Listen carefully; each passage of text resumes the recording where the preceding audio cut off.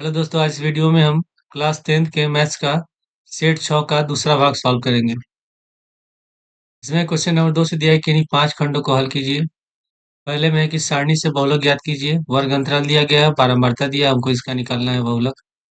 तो पहले हम वर्ग अंतराल और बारंबारता के मान को जो दिया है उसको लिख लेते हैं। वर्ग अंतराल, बारंबारता।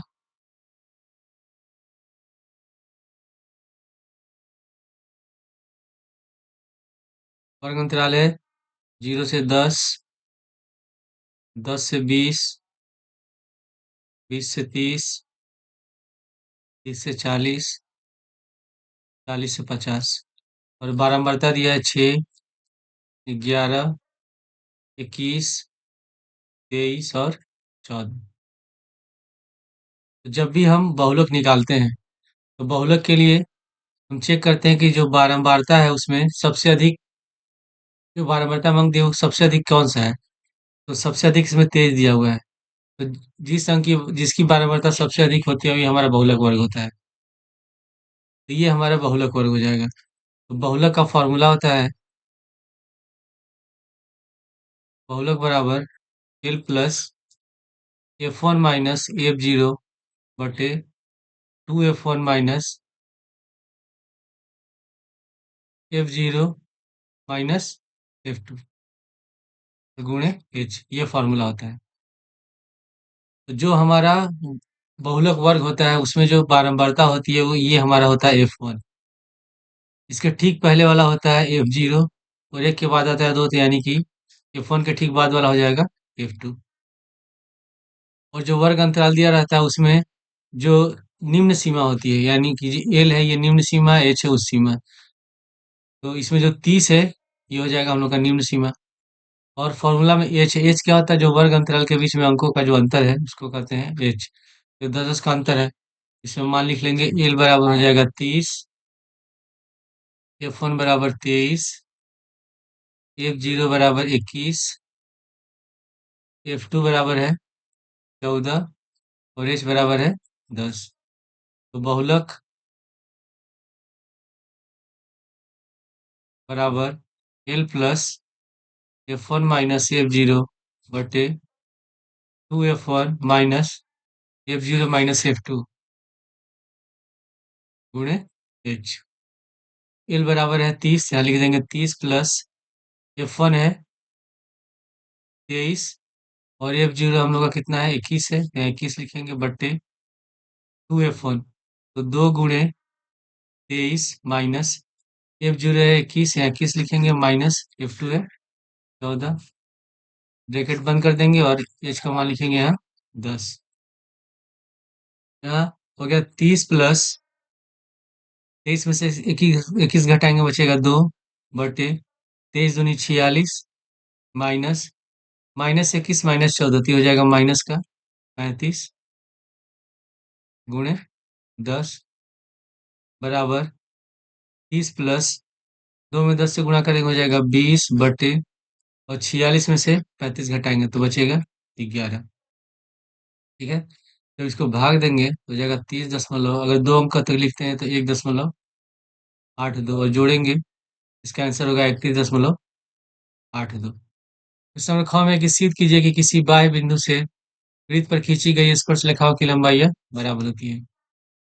इसको समझ क्वेश्चन को समझने के लिए सबसे पहले हम इसका चित्र बना लेते हैं। तो ये हो गया हम लोग का वृत्त। मान लेते हैं इसके बाहर कोई बिंदु P है और इस पर हम दो स्पर्श रेखा खींच रहे हैं, PA तथा PB। तो हमको सिद्ध करना है कि PA बराबर PB है। ये हो गया वृत्त का केंद्र। हम A से मिला देंगे O को, फिर O से मिला देंगे B को, फिर इसके बाद हम O से मिलाएंगे P को। ठीक है, इसे मिला देंगे।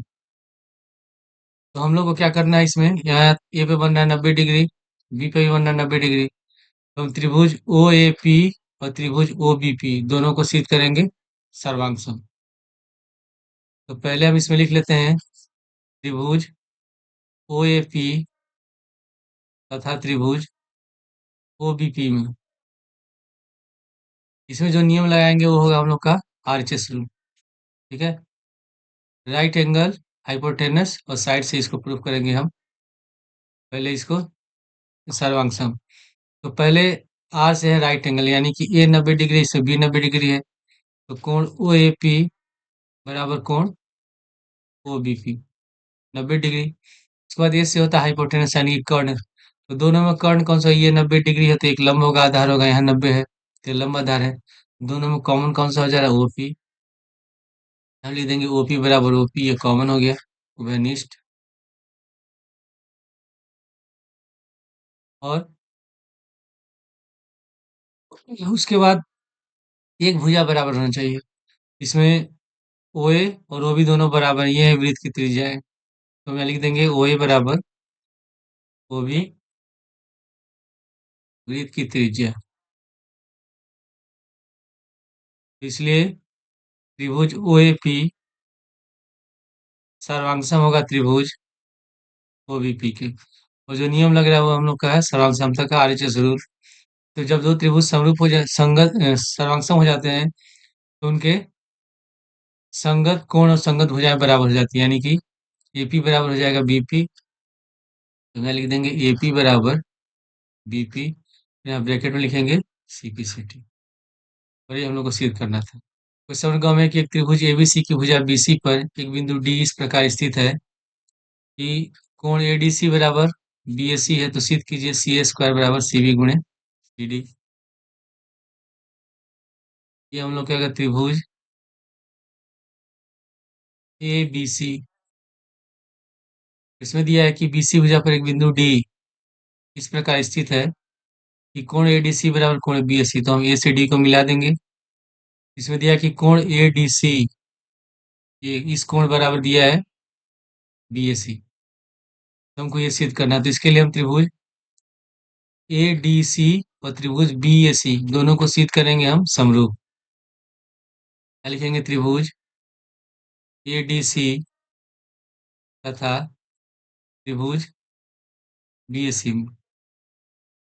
सबसे पहले त्रिभुज ए डी सी में कोण डी और त्रिभुज बी ए सी में कोण ए दोनों बराबर है, अगर तो दिया है तो हम इसको लिख देंगे कोण ए डी सी बराबर कोण बी ए सी। और त्रिभुज ए बी सी में भी कोण सी है और त्रिभुज ए डी सी में भी कोण सी है, तो दोनों में कोण सी क्या हो गया, उभयनिष्ठ हो गया।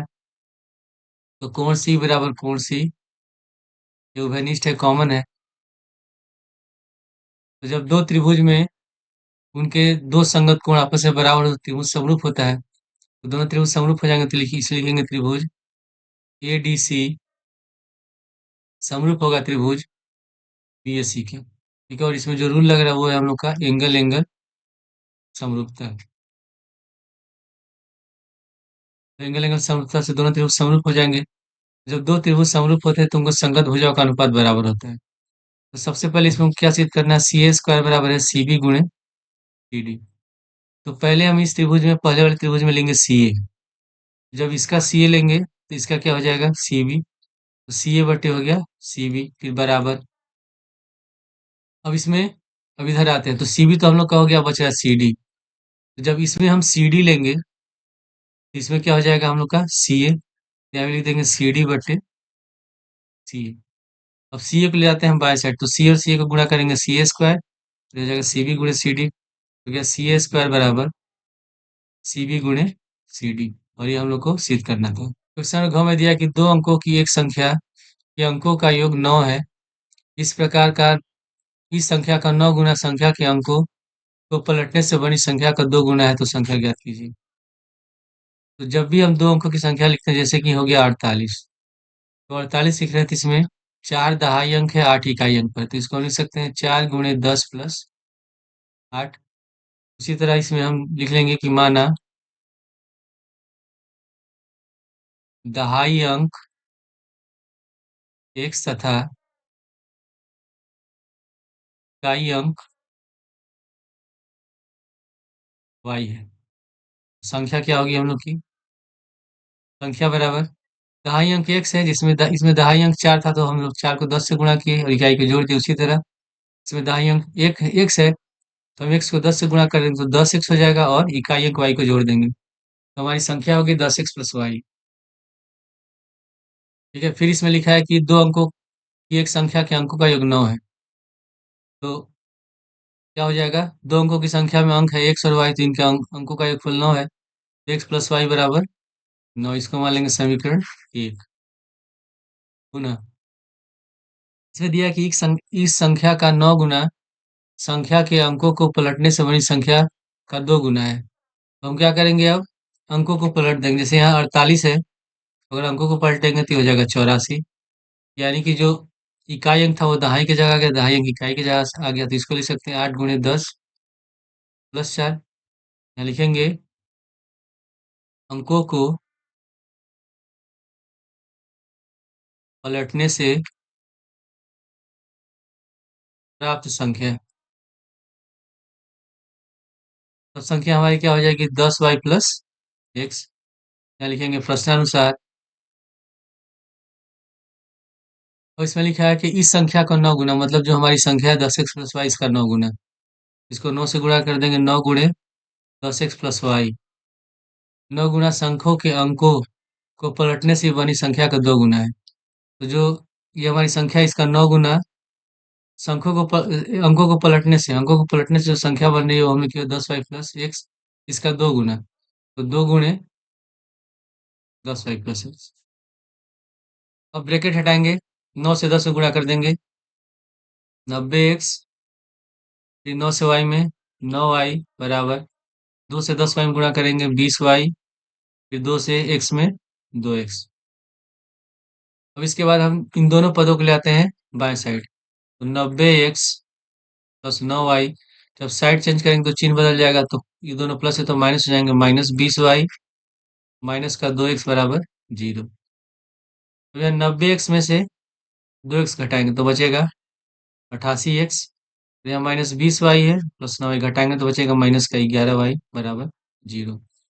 अब इन दोनों में कॉमन क्या है? 11 कॉमन है, तो इसमें से हम 11 कॉमन ले लेंगे। तो 11 अठे 88, यहाँ 8x हो गया, फिर 11 कम 11, तो 11 निकल गया, तो यहाँ बच गया y बराबर 0।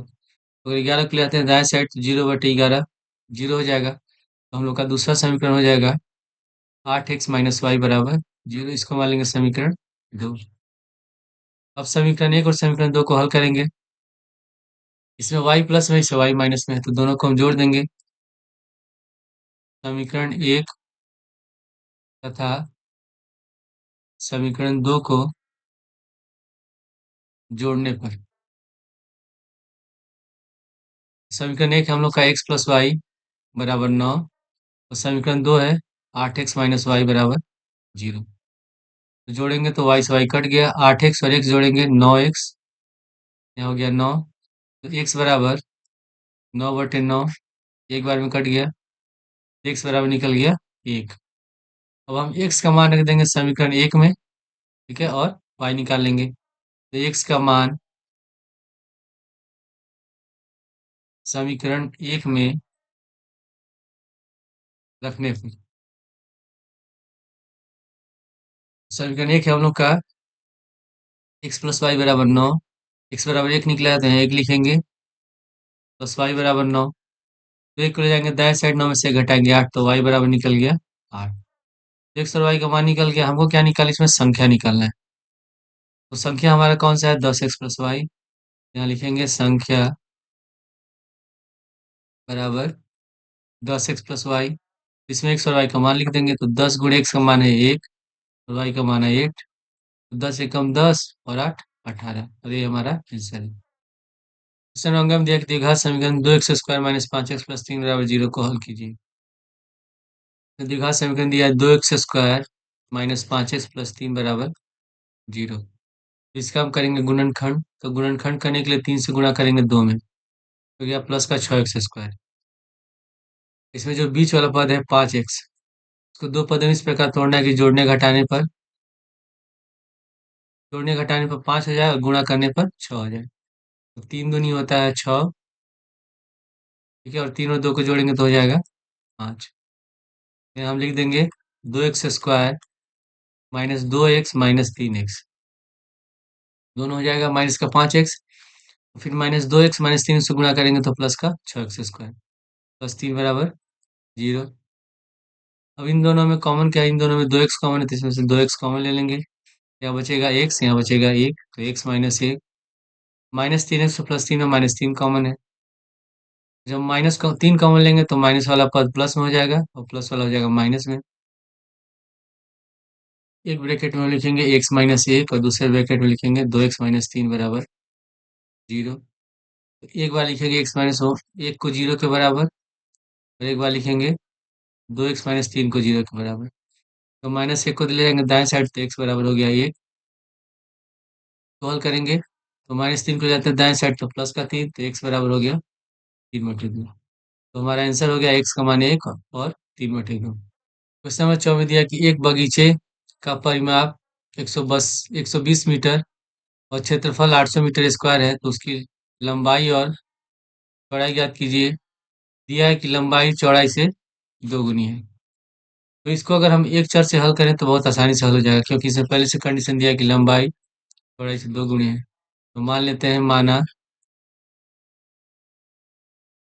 चौड़ाई x मीटर है, तो लंबाई कितना हो जाएगा? लंबाई बराबर 2x मीटर। ठीक है, तो हम किसी एक से लेकर हल सकते हैं, या इससे हल कर सकते हैं या इससे हल कर सकते हैं। तो प्रश्नानुसार ये आयताकार बगीचा है, तो बगीचे का परिमाप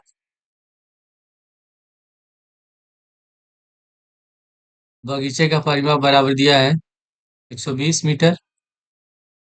और जो बगीचा आयताकार है तो इसका परिमाप का सूत्र होगा दो गुणे लंबाई प्लस चौड़ाई बराबर 120।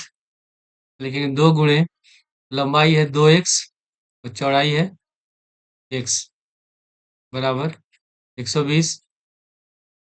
2x और x को जोड़ेंगे 3x, 3x में 2 से गुणा करेंगे 6x बराबर 120।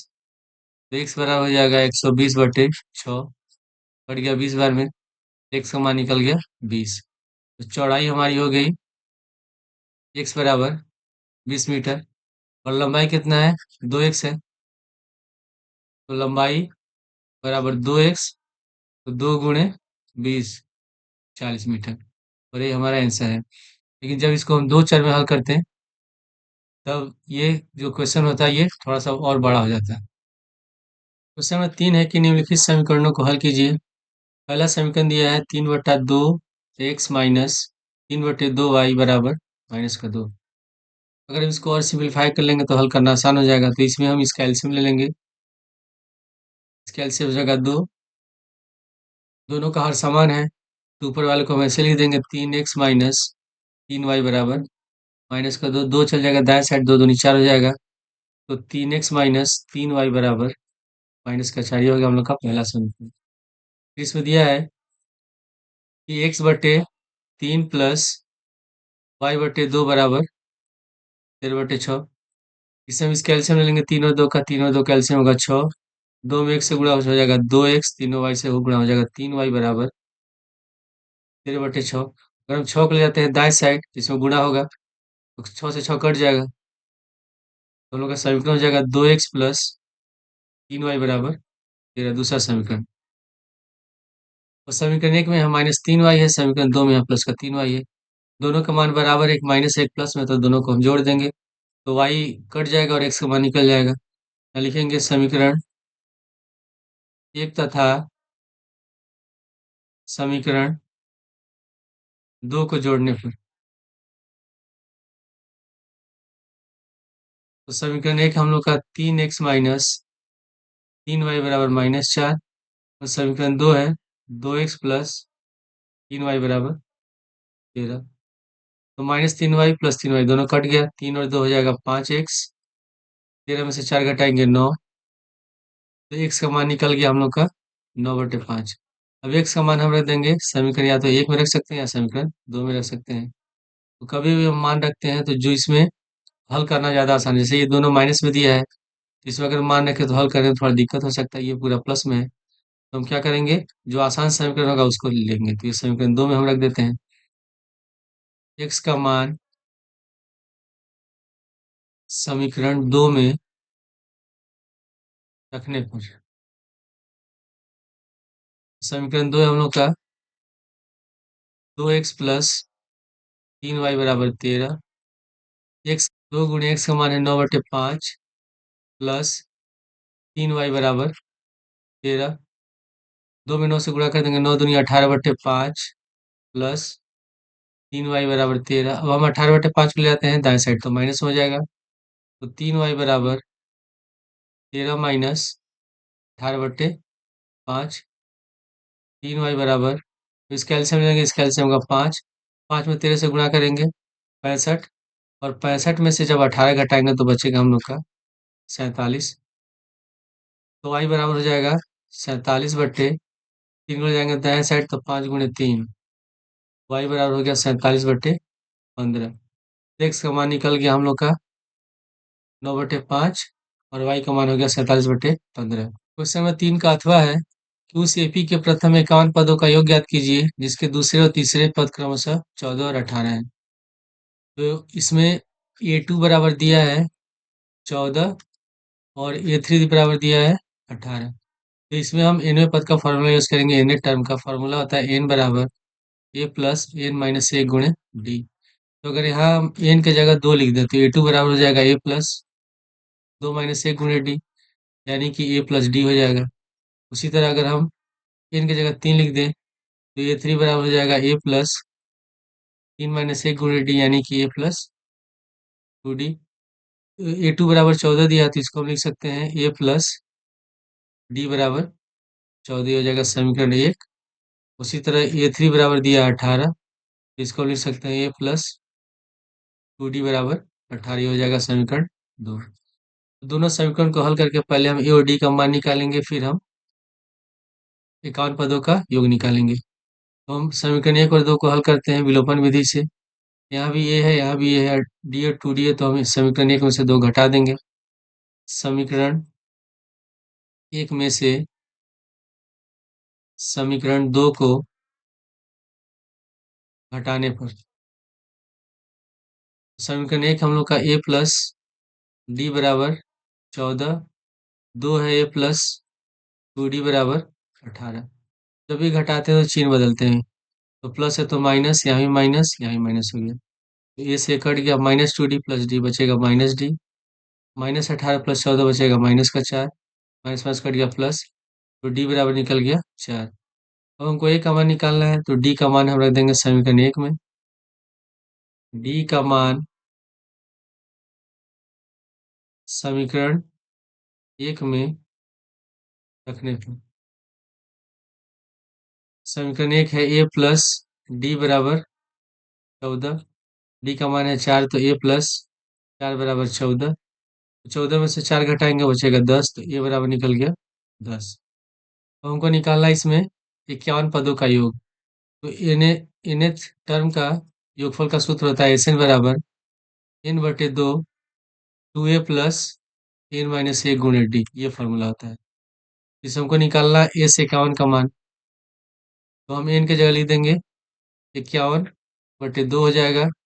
2 गुणे a का मान निकला है 10 और डी का मान निकला है 4, यहाँ लिखेंगे 2 गुणे 10 प्लस n के जगह है 51 माइनस 1 और डी बराबर है 4। तो से 51 तो कटेगा नहीं, तो यहाँ लिख देंगे 51/2 गुणे 2 में 10 से गुणा करेंगे 20 प्लस, और 51 में से घटाएंगे 50 और 50 में 4 से गुणा करेंगे 200। 51/2 गुणे 20 और 200 को जोड़ देंगे तो ये हो जाएगा 220। 2 से 220 कट जाएगा 110 बार में से गुणा करेंगे तो 1 5 1 6 5 5610, ये होगा इसका आंसर। क्वेश्चन नंबर 4 में दिया है कि एक मीनार के ऊपर एक झंडा लगा है। मीनार के आधार से 10 मीटर की दूरी पर मीनार तथा झंडे के शिखर का उन्नयन कोण क्रमशः 45 डिग्री और 60 डिग्री है, तो झंडे की लंबाई ज्ञात कीजिए। क्वेश्चन में मान लेते हैं कि ये हम लोग का है एक मीनार, ये भी मीनार हो गया, और इसके ऊपर एक झंडा लगा है ऐसे, इसका नाम देते हैं सी, और इससे कुछ दूरी पर कोई बिंदु है डी। लिखा है कि मीनार के आधार से 10 मीटर की दूरी पर मीनार और झंडे के शिखर का उन्नयन कोण 45 डिग्री और 60 डिग्री है, तो मीनार के आधार से 10 मीटर की दूरी पे कोई बिंदु डी है और इसके मीनार तथा झंडे के शिखर का उन्नयन करो। मीनार का शिखर का उन्नयन कोण 45 डिग्री और झंडे का 60 डिग्री है। ये मीनार है, मीनार का शिखर इससे मिलाएंगे तो ये हम लोग का हो जाएगा 45 डिग्री, और झंडे का शिखर कौन सा है, ये सी है, तो डी से सी को मिला देंगे, ये हम लोग का हो जाएगा 60 डिग्री। तो हमको बताना है झंडे की लंबाई, ये निकालना है, सी ए निकालना है। तो सी ए को हम मान लेते हैं एच, और ए बी को मान लेते हैं हम लोग एक्स। ठीक है, तो सबसे पहले हम छोटे वाले त्रिभुज में हल करेंगे, त्रिभुज ए बी डी में। त्रिभुज ए बी डी में किससे बन रहा है, 45 डिग्री, तो tan 45 डिग्री बराबर हो जाएगा लंब बटे आधार, लंब होगा ए बी, आधार हो गया बी डी, तो ए बी बटे बी डी। tan 45 का मान होता है 1, ए बी है एक्स और बी डी है 10, तो 10 को ले जाएंगे बाएं साइड, एक में गुणा करें 10 ही होगा, तो एक्स बराबर हो गया हम लोग का 10 मीटर। ठीक है, अब हम त्रिभुज सी बी डी में हल करेंगे, पुनः त्रिभुज सी बी डी में, इसमें 60 डिग्री बन रहा है, तो tan 60 डिग्री बराबर लिखेंगे सी बी बटे बी डी, सी बी बटे बी डी। tan 60 का मान होता है √3, सी बी को हम लिख सकते हैं एच प्लस एक्स, और बी डी है 10, तो हम 10 को ले जाएंगे दाएं साइड, इसमें गुणा करेंगे तो हो जाएगा हम लोग का 10√3 बराबर एच प्लस एक्स।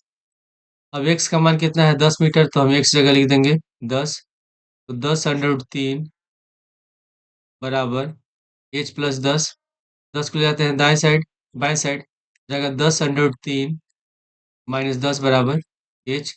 अगर इसमें से हम एच कॉमन, 10 कॉमन ले लें, एच बराबर हो जाएगा हम लोग का 10 ब्रैकेट में √3 - 1 मीटर।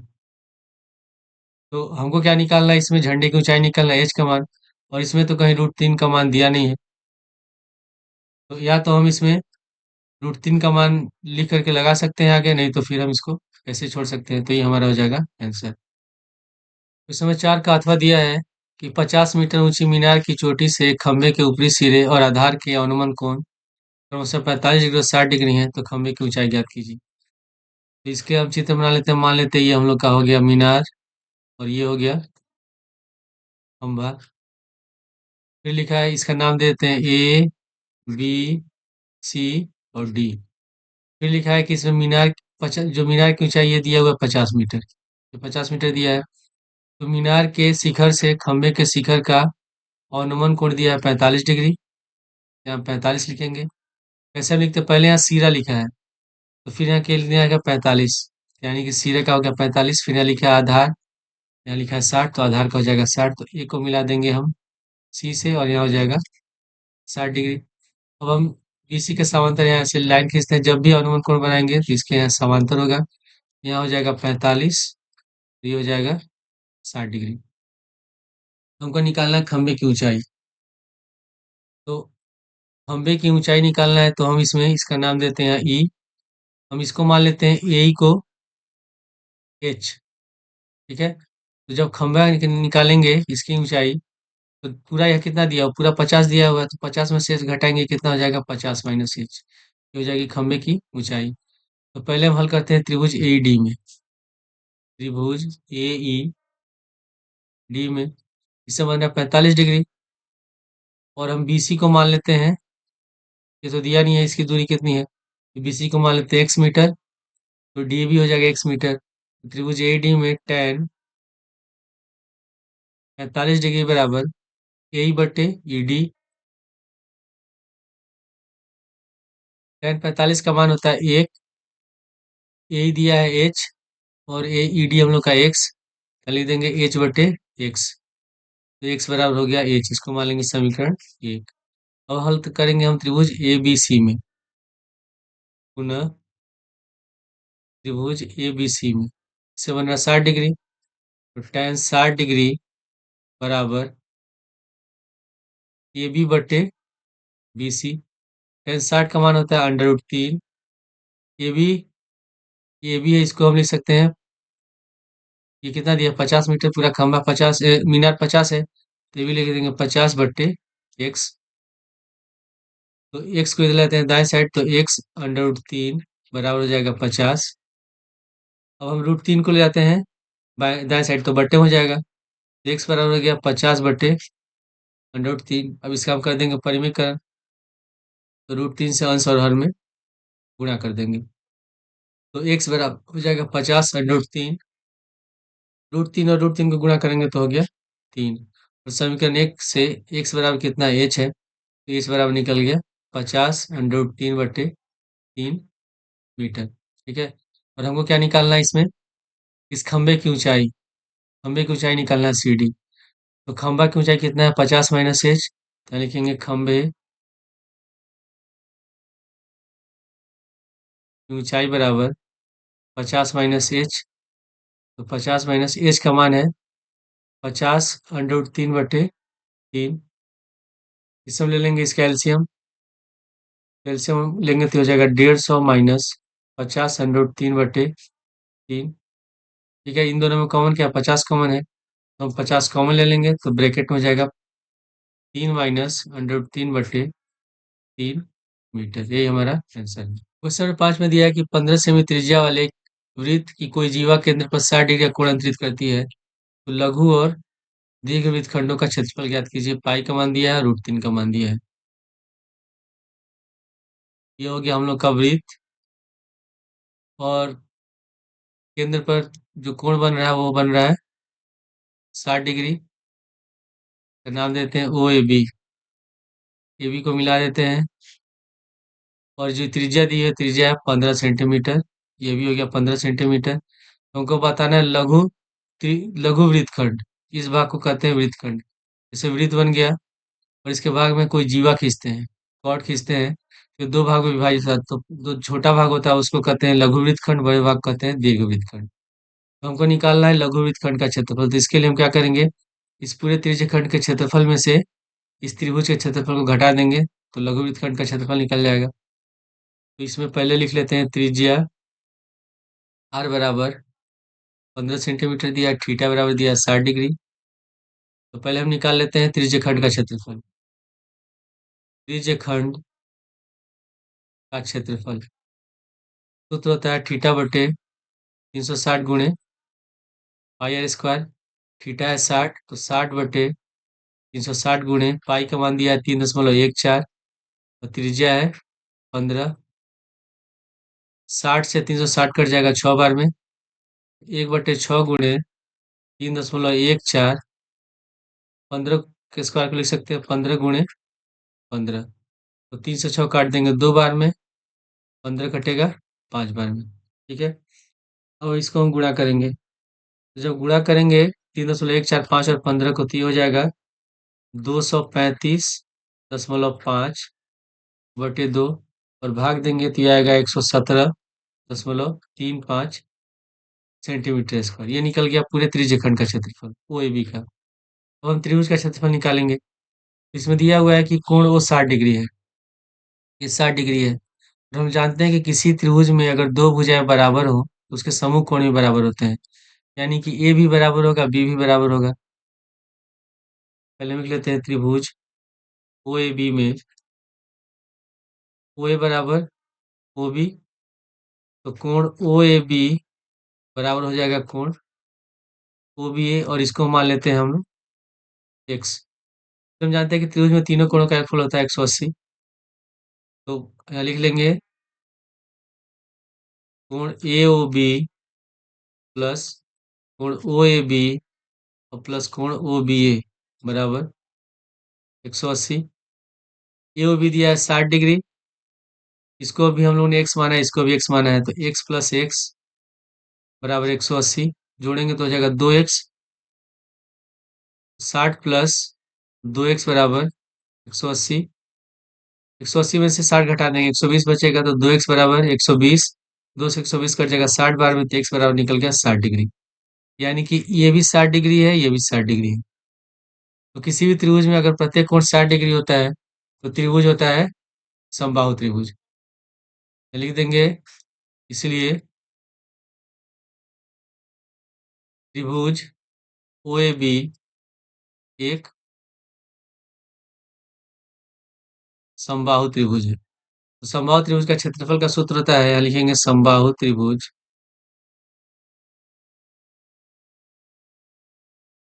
ए बी का क्षेत्रफल बराबर अंडर रूट 3/4 भुजा स्क्वायर ए स्क्वायर होता है। तो इसमें ये क्या हो जाएगा, 15, ये 15 है तो ये भी 15 होगा, ये भी 15 होगा। इसको हम लिख देंगे बराबर में रूट 3 का मान हो जाएगा 1.73/4 गुणे भुजा दिया है 15, तो 15 का होल स्क्वायर 1.73 गुणे 15 का होल स्क्वायर होता है 225/4। इसको जब हम गुणा करेंगे तो गुणा करने पर हो जाएगा हम लोग का 389.25/4। और जब इसको भाग देंगे तो भाग देने पे आएगा 97.3125 सेंटीमीटर स्क्वायर। ठीक है, अब हमको निकालना है इसमें इस लघु वृत्तखंड का क्षेत्रफल। तो लघु वृत्त का क्षेत्रफल निकालने के लिए हम पूरे त्रिज्यखंड के क्षेत्रफल में से त्रिभुज के क्षेत्रफल को माइनस कर देंगे। यहाँ लिखेंगे लघु वृत्तखंड का क्षेत्रफल। तो त्रिज्यखंड का क्षेत्रफल निकला हम लोग का 117.35 और त्रिभुज का क्षेत्रफल है 97.3125। तो जब घटाएंगे तो घटाने पर हम लोग का आएगा 20.4375 सेंटीमीटर स्क्वायर। ठीक है, अब हमको निकालना है इस पूरे दीर्घ वृत्त का दीर्घ खंड का क्षेत्रफल, यानी कि इस भाग का क्षेत्रफल। इसके लिए हम क्या करेंगे, इस पूरे वृत्त के क्षेत्रफल में से इस लघु वृत्त खंड के क्षेत्रफल को माइनस कर देंगे। तो हम यहाँ ऊपर में निकाल लेते हैं वृत्त का क्षेत्रफल। वृत्त का क्षेत्रफल, तो वृत्त का क्षेत्रफल का सूत्र होता है पाई आर स्क्वायर। पाई का मान दिया है 3.14, त्रिज्या है 15, 15 का होल स्क्वायर, तो 3.14 गुणे 15 का होल स्क्वायर होगा 225। ठीक है, और जब इसको गुणा करेंगे तो गुणा करने पाएगा हम लोग का 706.5 सेंटीमीटर स्क्वायर। ठीक है, अब हमको निकालना है दीर्घ वृत्त खंड का क्षेत्रफल। ठीक है, तो दीर्घ वृत्त का खंड का क्षेत्रफल निकालने के लिए हम क्या करेंगे, पूरे पूरे वृत्त के क्षेत्रफल में से इसको माइनस कर देंगे लघु वृत्त खंड के क्षेत्रफल को। तो लिखेंगे दीर्घ वृत्त खंड का क्षेत्रफल बराबर वृत्त का क्षेत्रफल, तो वृत्त का क्षेत्रफल है 706.5 और लघु वृत्त खंड का क्षेत्रफल है 20.4375। ठीक है, और इसको घटाएंगे तो ये हो जाएगा हम लोग का 686.0625 सेंटीमीटर स्क्वायर। पांचवा का अथवा दिया है कि लकड़ी की एक ठोस बेलन के प्रत्येक सिरे पर एक अर्धगोला निकालकर एक वस्तु बनाई गई है। यदि बेलन की ऊंचाई 10 सेमी, आधार की त्रिज्या 305 सेमी, तो इस वस्तु का संपूर्ण पृष्ठीय क्षेत्रफल ज्ञात कीजिए। तो क्वेश्चन में लिखा है कि एक बेलन है और इसमें लिखा है कि प्रत्येक सिरा, ऊपर का सिरा और नीचे के सिरे में से ऐसे एक अर्धगोला काट करके निकाल दिया गया है और नीचे वाले सिरे से भी काट के निकाल दिया गया है। तो हमको बताना है, और इसकी ऊंचाई दी है 10 सेंटीमीटर और आधार की त्रिज्या त्रिज्या दिया है 3.5 सेंटीमीटर। ये भी कितना होगा, 3.5 सेंटीमीटर हो गया। तो हमको बताना है इसका संपूर्ण पृष्ठ क्षेत्रफल। तो जब हम संपूर्ण पृष्ठ क्षेत्रफल निकालेंगे तो ये जो भाग है बेलन का, जो वक्र पृष्ठ भाग है, इसका क्षेत्रफल और प्लस इसके अंदर जब काट के निकाल दिया गया तो अंदर का जो खाली भाग है, खोखला है, वो कैसा है, अर्ध गोलाकार है। तो अर्ध गोलाकार का जो पृष्ठ क्षेत्रफल होता है 2 पाई आर स्क्वायर, और नीचे भी अर्ध गोलाकार खाली भाग है तो इसका भी हो जाएगा 2 पाई आर स्क्वायर। पहले लिख लेते हैं त्रिज्या आर बराबर 3.5 सेंटीमीटर, ऊंचाई एच बराबर 10 सेंटीमीटर। हमको निकालना है इसमें ठोस का संपूर्ण पृष्ठ क्षेत्रफल। वस्तु का संपूर्ण पृष्ठीय क्षेत्रफल तो बराबर हो जाएगा हम लोग का बेलन का वक्र पृष्ठ क्षेत्रफल, वक्र पृष्ठ क्षेत्रफल प्लस दो अर्धगोले हैं तो दोनों का लिखेंगे तो यहाँ लिख देंगे 2 गुणे अर्धगोला का वक्र पृष्ठ क्षेत्रफल।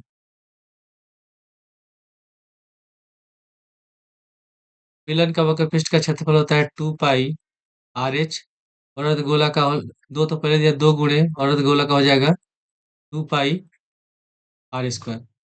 इन दोनों में कॉमन क्या है? इन दोनों कॉमन है 2 पाई R, तो इसमें से हम 2 पाई R कॉमन ले लेते हैं। यहाँ बच जाएगा H प्लस 2R। पाई का मान रखेंगे 2 गुणे पाई का मान है 22/7। त्रिज्या दिया है हम लोग का 3.5 गुणे ऊंचाई H बराबर है 10 प्लस 2 गुणे त्रिज्या है 3.5। 7 से 3.5 कट जाएगा 0.5 बार में। तो 2 22 और 0.5 को गुणा करेंगे तो ये हो जाएगा हम लोग का 22 गुणे 10 प्लस 3.5 में 2 से गुणा करेंगे 7, तो 22 गुणे 17 से गुणा करेंगे 17 दूनी 34 और 17 दूनी 34 और 3 37। इसका आंसर हो जाएगा 374 सेंटीमीटर स्क्वायर।